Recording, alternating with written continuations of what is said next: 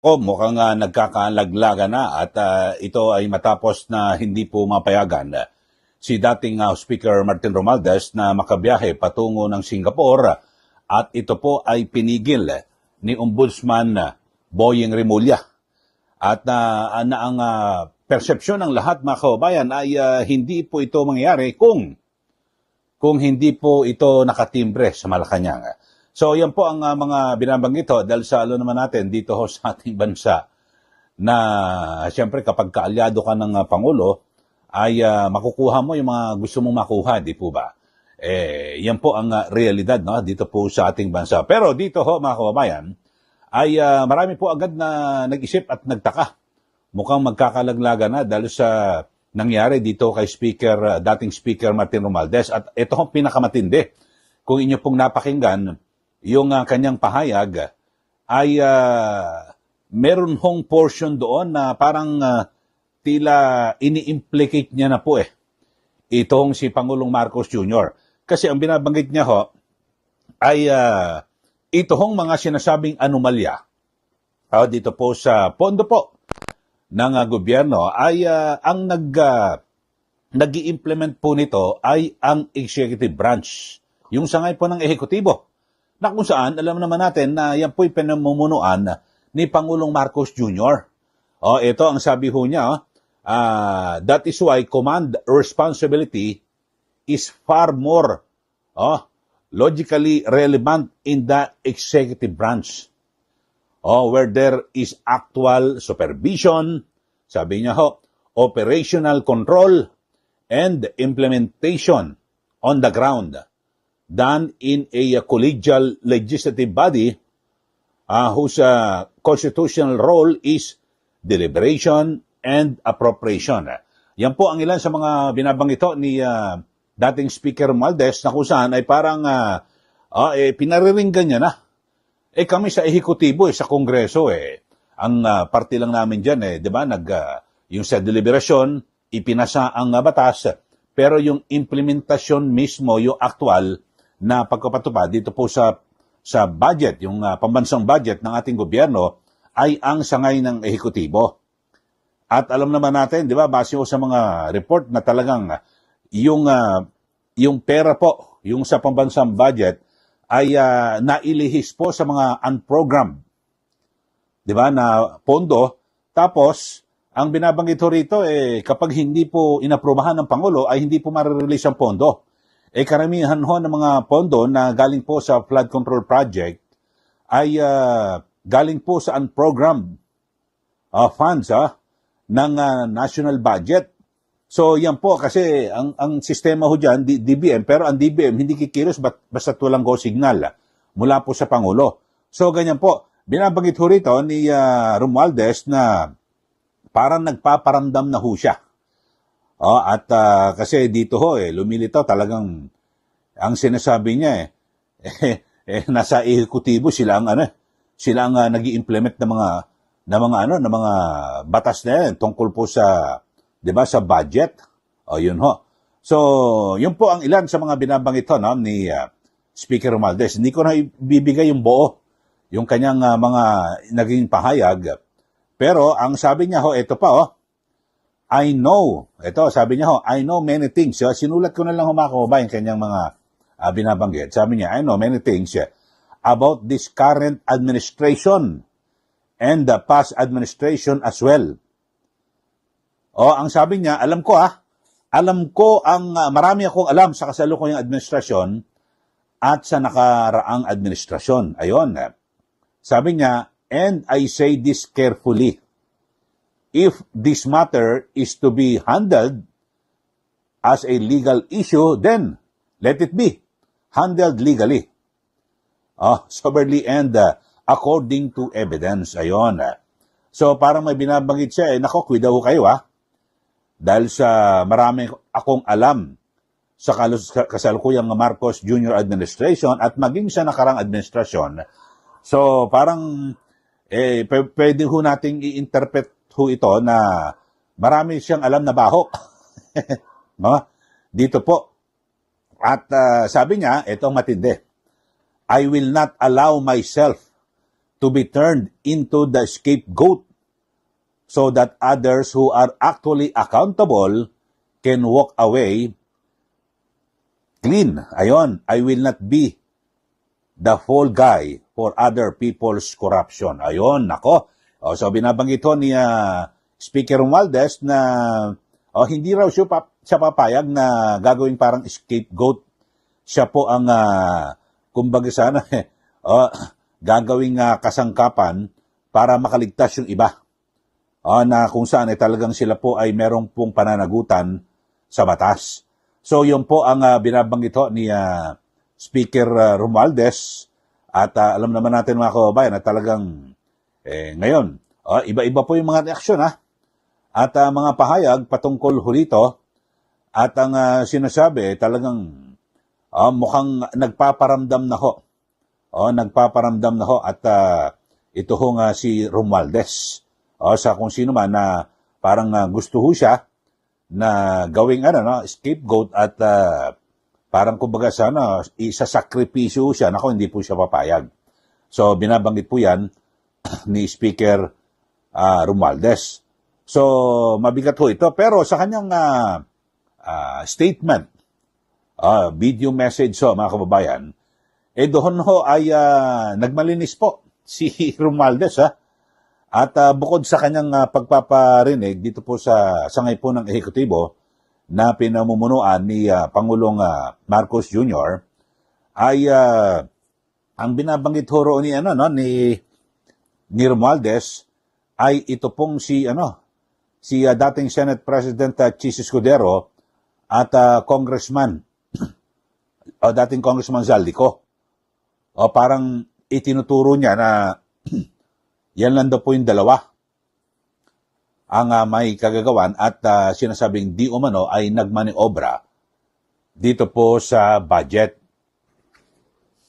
At tayo po kay Romualdez ay hindi raw po siya bahagi ng Bicameral Conference Committee o BICAM at ng sinasabing Small Committee Budget Deliberation. So ang nag-usap lang daw ho itong si dating Nanooy Senate President Chis Escudero at ito pong si Zaldico.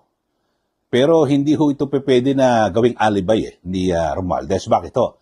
Siya pong speaker Kasi kung halimbawa, sabihin natin si Escudero at Zaldico ang nag-usap. Pero ikaw bilang speaker, ikaw ang pipirma. Diba? Halimbawa, BICAM report. Sa panig ng House of Representatives, si Romualdez ang pipirma. Bakit mo naman pipirmahan kung meron kang hindi sinasang-ayunan doon at wala kang alam dito sa pag-budget na ito? So lumilitaw ho, hugas kamay din. Ito hong si Romualdez dito. At sa bagay, alam niyo naman mga kaubayan, di ba? Kapag kumbaga sa nagkakabistuhan na at nagkakagipitan na, magtuturo na ho ang mga yan di po ba? Parang ganito po ang binabanggit ni Romualdez. Sabi niya two people were instrumental in making those budget decisions. Chis Escudero and Zaldico. Sabi niya, I was not a part of the BICAM and the small committee budget deliberations. Sige, okay na ho yan. Tanggapin natin na hindi siya bahagi ng BICAM, pero bakit mo pinirmahan? Kasi pag inaprubahan ng Senate, pipirma ng Senate President at ng House of Representatives yung Speaker. So bakit mo pinirmahan?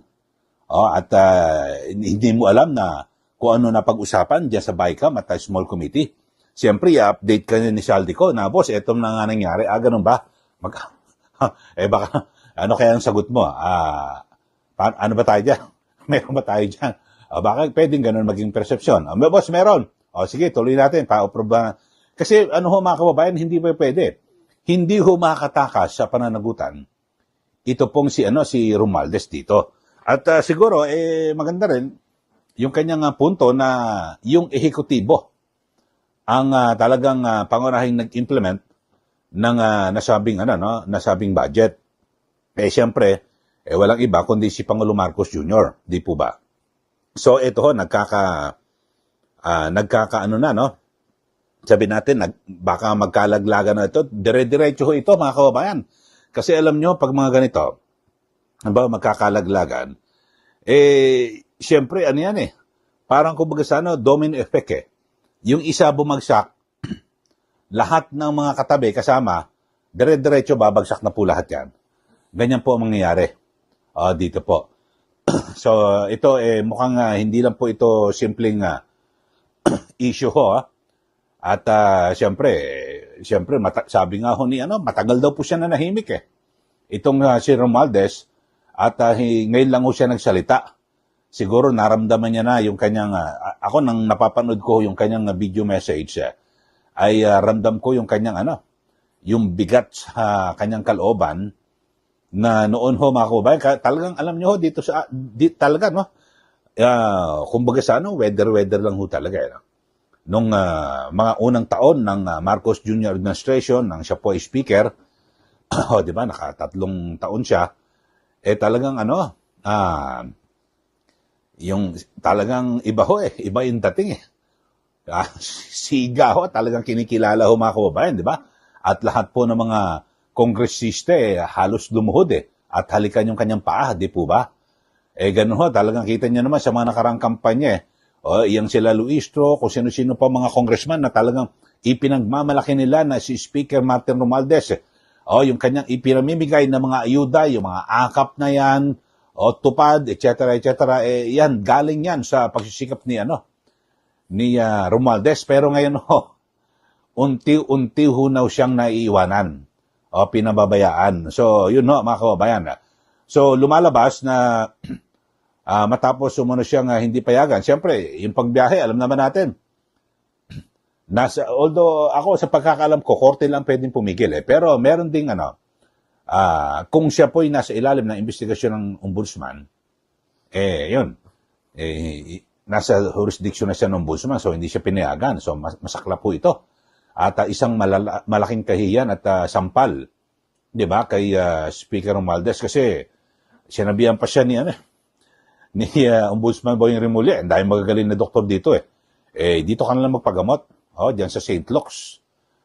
Pupunta ka pa ng Singapore kasi sabi ho kasi doon siya nagpa-opera na angioplasty pala, si dating Speaker Romualdez. So doon siya magpapa-check up. Follow up po sa kanyang doktor, pero hindi na po siya pinayagan.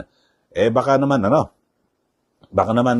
nakatunog itong sina Ombudsman Rimulya. Nako, baka tatakas na ito. Na magkunwari magpapa-check up. Parang si Saldico, di ba? Pumunta sa Amerika, magpapa-check up. Pero ilang buwan na, di na umuwi. Nagdire-diretso na mga kababayan. Sinampahan na siya ng kasong plunder sa Sandigan Bayan at kapag lumabas po, yung warrant, wala kulong to, non-bailable. Wala hong piyansa sa kulong po itong si Romualdez at maging si Escudero. So dito mga kababayan ay sabi niya, sunod-sunod yung paggalaw sa loob po ng gobyerno. May mga, ang matindi ho nito mga kababayan, di ba? Nag-resign si bilang National Security Advisor si Eduardo Año. Tapos yung sa peace process, si Galvez nag-resign din. Tapos ito nangyari rin ito mga kababayan, di ba? Itong hindi pagpayag kay kay Romualdez na makabiyahe sa abroad.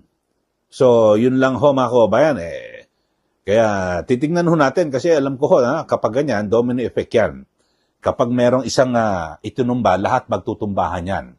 Kumbaga sa o kaya ay magtutulakan. Di po ba? Ganun po ang magiging implikasyon nito hong mga pangyayari dito po sa ating bansa, mga kababayan, at sa ating gobyerno. So, ang matindi ho rito, mga kababayan, ay saan patutungo ang ating gobyerno. Ito po ay sa gitna ng napakarami ho na mga problema na kinakaharap ng mga Pilipino ngayon. Siyempre, di ba, yung mataas na presyo po ng bilihin. Ito, bagamat nagkaroon po ng rollback sa presyo po ng produktong petrolyo, pero nako, grabe ho itong hirap na ito. Pero sa aking pananaw ho, mga kaubayan, sige, mag-ano na kayo. Magdamayan na kayo. Kumbaga sa damay-damay na lahat, maglaglagan na kayo. Lahat ng mga nakinabang at kumamkam ng dambong sa pera ng taong bayan, dapat lahat ho kayo makulong. Lahat na. So, idawit nyo na yung mga dapat na idawit at Speaker Romualdez, ito, pagkakataon mo na ito para kahit pa paano makabangon ka. Kasi mga kababayan, may binabanggit, di ba si Saldico hindi raw pwedeng maging state witness. At itong si Speaker Romualdez, ako sa tingin ko pwede kung merong mas mataas pa na silang ituturo at na mastermind. Kasi gano'n naman, hindi naman kinakailangan yung hindi most guilty. Pero kung maituturo ka na mastermind, hindi ka na most guilty, so pwede ka na maging state witness. So, yan ho mga kababayan. Ako, importante ho rito mga kababayan, kahit na maglaglagan na ho sila, kahit sino pa dyan, basta't meron po talagang matibay na ebidensya na sila po kumamkam at nandambong sa pera ng taong bayan, sila po makulong na. Di po ba? At kasi sa ngayon, di ba, bagamat siyempre alam naman natin, malapit na po ang 2020 elections, para pag-upo po, at pala rin ho si BP Sara Duterte na siya po ang maging presidente, ang bilis na, andyan na nakalinya na, ito yung mga mandarambong, isang walis na lang ho, tapos na agad At siyempre, alam niyo naman importante talagang malinis na po ang gobyerno sa korupsyon. Hindi man 100%, mabawasan yung mga malalaki. Yun po importante ho mga kababayan. Kasi alam niyo, pansinin niyo, sa isang gobyerno, sa isang bansa na pag nakita niyo, yung mga politiko nagsisipagyamanan, ano ibig sabihin nun? Napakakorap po ng sistema. At yung mga mamayan, lalo naghihirap. Ganun po Pero pag nakita mo ang bansa ay yumayaman, tapos yung mga opisyal hindi nagsisipagyamanan tulad po sa Pilipinas, gaganda po. Ibig sabihin ay napakaliit ang ang nangyaring korupsyon sa bansa. Ganun ho yan Yan po ang senyales kapag mayaman ng mga politiko, matindi ang korupsyon sa gobyerno. Ganun po yan. Kayo ho, masasabi nyo rito mga kababayan, dito po siya naging pahayag ni dating Speaker Romualdez na ang sabi niya, may paramdam siya. Hindi. Ang nag-implement ng budget yung sangay ng ehekutibo na kung saan yan po yung pinamumunuan ni Pangulong Marcos Jr. At ang sabi niya, si Chis Escudero at si Saldico lang daw nagmaniobra. Pero, hugas kamayan. Hindi ba pwedeng walang alam dyan si Romualdez? Kasi siya po ang speaker, siya ang pipirma. Hindi po ba? Alam nga naman, napakatalino niyan. Hindi naman pipirma yan kung hindi niya alam ang detalye. Sige, magbigay na po kayo ng comment dito po sa ating channel. At ang pinakatampok natin, laglagan na ba? Ito bang si Romualdez, ilalaglag niya na si BBM? Yun ho. Sige, magbigay na